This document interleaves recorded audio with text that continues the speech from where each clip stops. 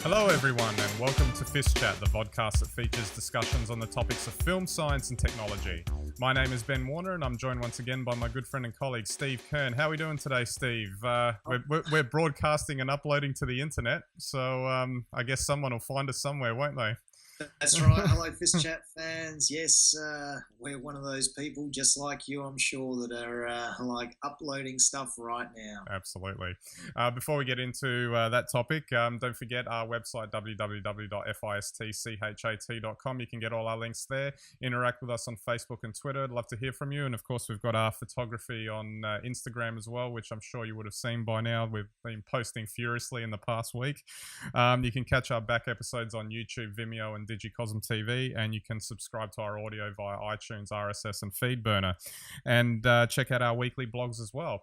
And just for future reference, we're probably going to look at maybe incorporating some new social media networks as well. So we'll probably have a look at that over the next couple of weeks and maybe introduce a few new things starting with our next season next year. So we'll see how we go with that.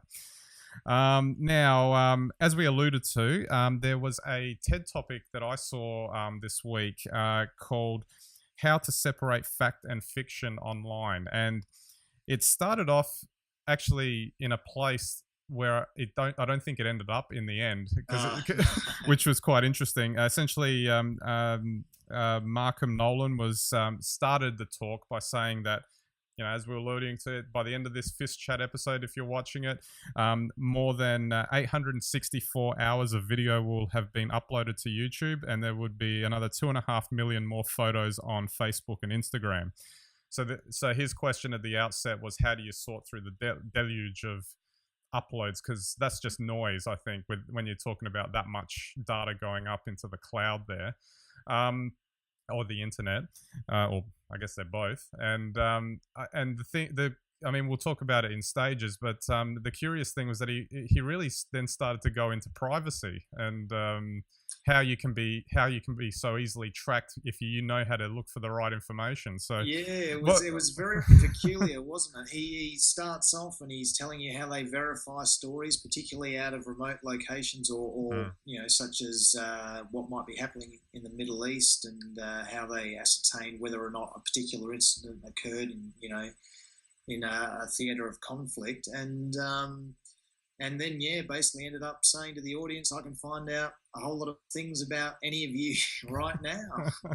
and this was after he'd shown us how he tracked someone down in the United States using Google Maps. It wasn't very comfortable watching it. Absolutely. I mean, if we put that aside to just a little bit later, if we start first with the amount of content that's being uploaded all the time. Now, those numbers were quite staggering, and if you're trying to find things, I think it's almost coming to the point where if you really want to stand out amongst all of this, you've got to have some sort of really exceptional sort of content going, or have the backing to get noticed through say traditional sort of outlets. It's just a massive amount of content. I'm just wondering where all this server space is coming from, and whether is there enough? Can they keep going with that? Well, Ben, if we remember back to the olden days, remember when the internet first got into the workplace, and businesses were forever terrified that somebody might download a JPEG, not even concerned about what was on there. You know, but it was just the bandwidth, man, the bandwidth. Yeah, that was going to crash the system. Exactly, and now we don't seem to have those problems, and everybody is a mobile content producer, and thanks to social media, we just want to share it with everyone. So yeah, my first question to you would be: do you think that the internet, even at the rate it's growing, could ever be saturated? I mean, surely the way that they're talking about the cloud and, content aggregation means that at the moment it's infinite. So, yeah. I mean, do you ever foresee a law coming in where people can only upload 3 photos a day, so they better make sure they're good ones? It's hard to see it happening, really, because it's just a question of server space. As long as those tech giants in California have enough server space going. And you hear stories every now and then of Apple or Google or Microsoft buying a big patch of land just to put a server farm on it, and they're just going to have to keep on expanding it out infinitely, and whether the technology on that end and that's something can keep up. What we've spoken about on FiST Chat many times is, you can't keep exponential growth going. Yeah.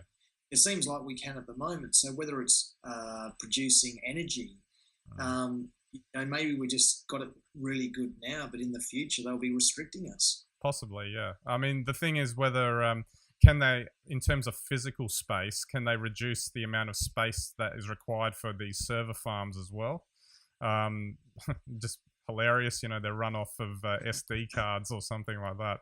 Who knows? But it's, yeah, maybe, I mean, I reckon it would take a long time before that would actually happen, though. But then again, like you said, maybe it's like oil.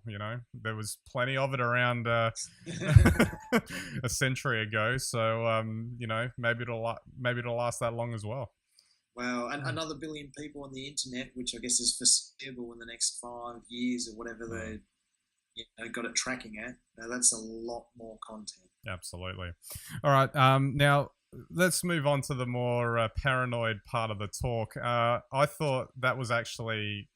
I mean, I was quite interested in the stats of how much is getting uploaded, but that really took me by surprise when he started going into that part of it, where there was that YouTube video that of a bridge somewhere in the Middle East that they couldn't locate where it was, and there was some nasty stuff happening in that video. You can go check it out in the thing. We won't go over it, but essentially they were able to ask a couple of experts of the area where they thought it was, but they weren't 100%. Via Twitter, then, too. You can't leave that bit out. Yeah, that's right.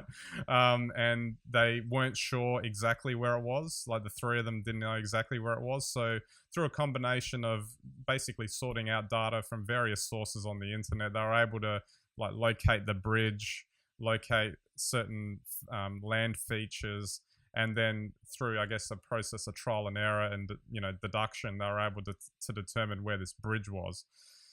And extrapolating out from that, they could then, do that with any number of questions that they get asked. Like you said, tracking down people using Google Maps or whatever else, it's truly frightening. But then at the same time, it's probably not unexpected that this sort of thing has arisen. Well, that's right. I mean, I think what he did there was show how important it is, especially in news gathering, and especially with the speed of news stories breaking now, just how important it is that you can verify a story before you put it online and get it wrong. So that was very interesting. I guess the other thing that's really interesting to me was, one, how many fraudulent stories and images there are out there across a whole range of topics and subjects, whether it's a natural disaster or conflict. Yeah. And then the other thing on top of that as well was really that how many people realise that when you post that 15-second video of a tornado or a lightning strike wherever you are, people can actually find out who you are, where you live, and what you're doing. And that probably, will segue nicely into something else in a moment. But that is something I still think that people just aren't aware of. And we put so much personal data up online that we do put our identities at risk. And we're not just talking about financial fraud. I think in the future, as we've said quite frequently, there's all sorts of other bad things that are going to happen. Absolutely.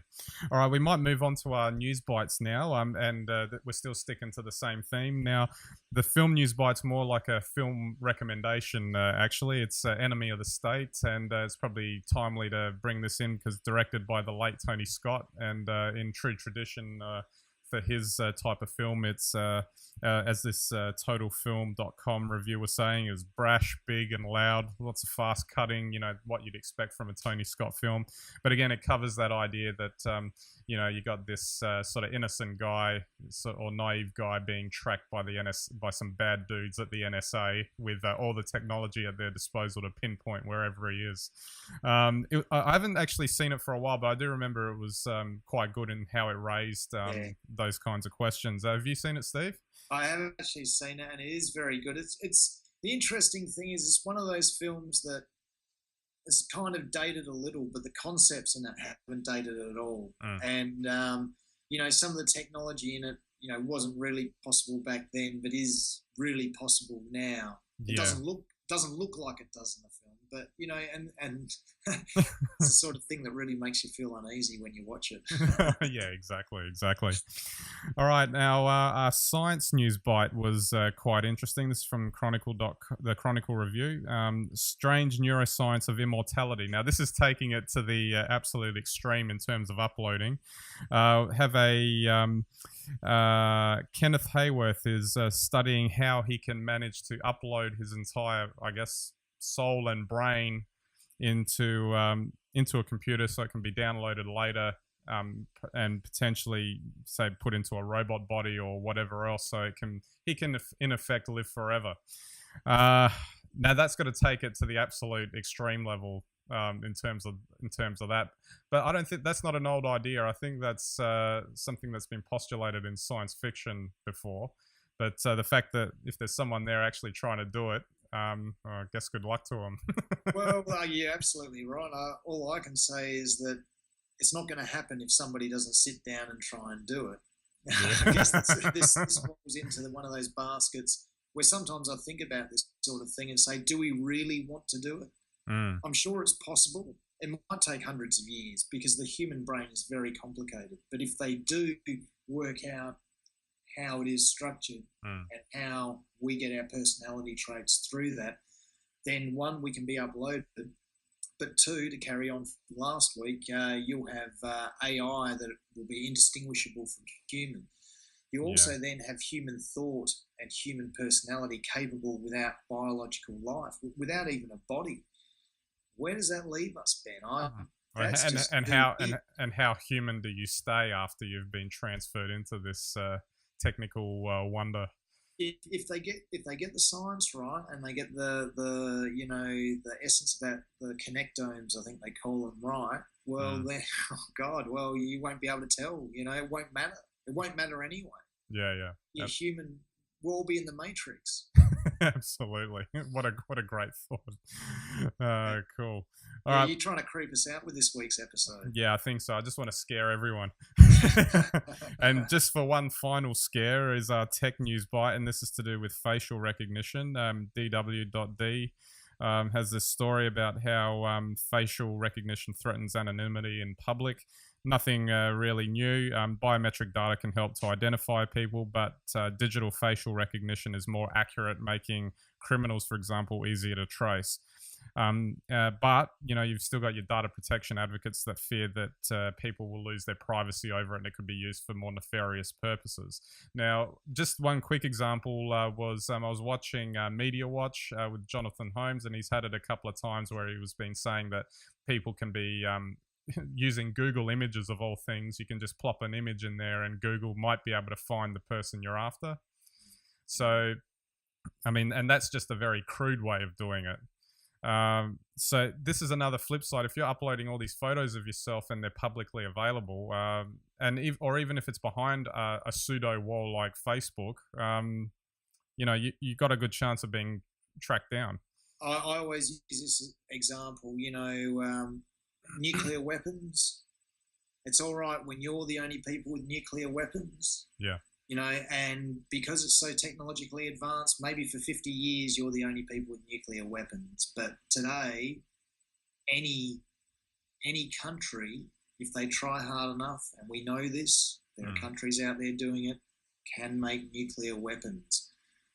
This is exactly the same. The proponents of biosecurity, or not biosecurity, I mean biometrics and surveillance security, always point to the fact they keep the community safe. This technology can be used by people and accessed by people. I mean, it won't be long before you can buy the apps yourself and use them to recognise and track people. And once you can do that, then you can steal people's identities. It's not a good thing. No, it's not at all. All right, Steve, we're out of time. So thanks again for the chat. Yep, thank you. And tweet us, FiST Chat fans, if you've seen yourself online where you didn't expect it. Absolutely. And I'm sure you and I and all of us are going to sleep well tonight after knowing all of this stuff today. Yeah, it's a Christmas horror show, Ben. Absolutely. All right, so that's it for this week's episode. So we'll catch you next week.